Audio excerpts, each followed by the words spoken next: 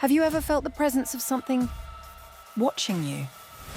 I didn't believe in ghosts, not until I came to Bly.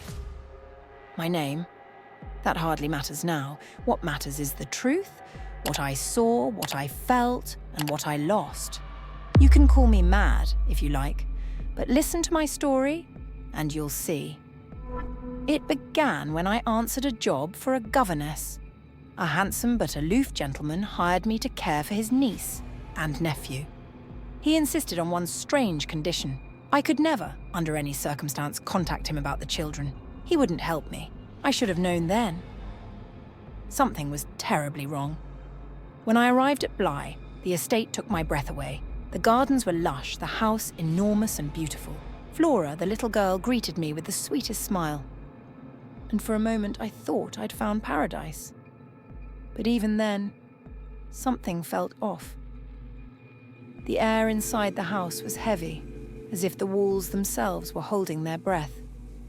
Later that night I was unpacking when I heard a faint knock at my door. I opened it, but no one was there. Just the long, dark hallway stretching into silence. I laughed it off. It was probably the wind, or so I told myself. The next day, Miles returned home. He was perfect. Too perfect.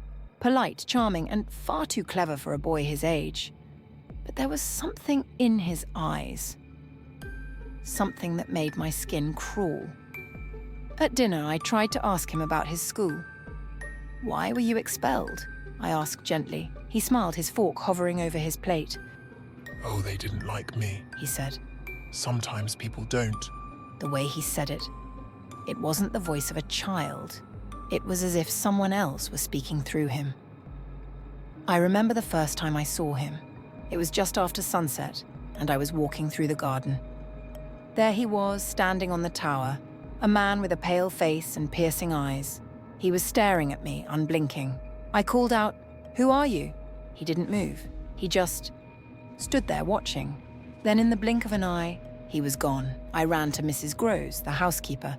"There was a man on the tower," I told her, "a stranger." Her face went pale. "What did he look like?" she whispered. I described him. Dark hair, sharp features, and a cruel smile. She gripped my arm so tightly it hurt. "That's Peter Quint," she said. "But miss..." "He's dead. Dead." The word echoed in my mind. I didn't sleep that night. A week later, I saw her. Flora was playing by the lake, humming a little tune. I was watching her when I felt it. A presence. I turned, and there she was. A woman in black, standing on the opposite bank. Her face was pale and lifeless, her eyes empty. She was staring directly at me. I whispered, "Flora, do you see her?" Flora didn't even look up. "See who?" she asked, her voice light and sweet. But I knew she was lying. The way she avoided my gaze, the way her hands trembled slightly as she played with her doll, she knew exactly who I was talking about. The children started to change. Miles would stand at the window late at night, staring into the dark. When I asked him what he was doing, he said, "He likes it when I watch." "Who?" I asked. He just smiled. "You wouldn't understand." Flora, too, became colder.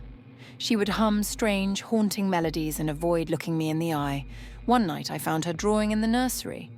"What are you working on?" I asked. She held up the paper. It was a crude sketch of a woman in black standing by the lake. My blood ran cold. "Who is this?" I demanded. Flora shrugged. "Just a friend," she said, her voice eerily calm. "She says you don't like her." I couldn't keep quiet any longer. "Why are you lying to me?" I demanded. "I know you see her. I know you see Miss Jessel." Flora froze, her sweet demeanor vanishing. "You're scaring me," she said, her voice trembling. "I'm trying to protect you," I shouted. Her face twisted into something I'd never seen before. "We don't need your protection," she hissed. "We're not afraid of them, but you should be." And then she screamed, this high, piercing sound that echoed across the lake. I turned, expecting to see Miss Jessel, but she was gone. When I looked back, Flora was sobbing uncontrollably. Mrs. Groves took her away that night, leaving me alone with Miles. That final night, Miles and I sat in the drawing room. The fire crackled softly, but the room felt ice cold. "Miles," I said. Tell me the truth. Are they here? He looked up at me, his expression unreadable. They've always been here, he said softly. And they're not leaving. I heard footsteps behind me. Turning slowly, I saw him, Peter Quint, standing in the shadows, his eyes burning with malice. You can't have him, I screamed, grabbing Miles. Quint stepped closer, his face twisted into a cruel smile. He's already mine, he whispered. Miles collapsed in my arms, his body limp. When I looked into his eyes, they were empty. His heart had stopped, and Quint was gone. I left Bly the next morning. Flora recovered, but she never spoke to me again. As for me, I've never been the same. Was it real? Or was it all in my head? I don't know anymore. But one thing is certain. Bly was cursed, and so am I.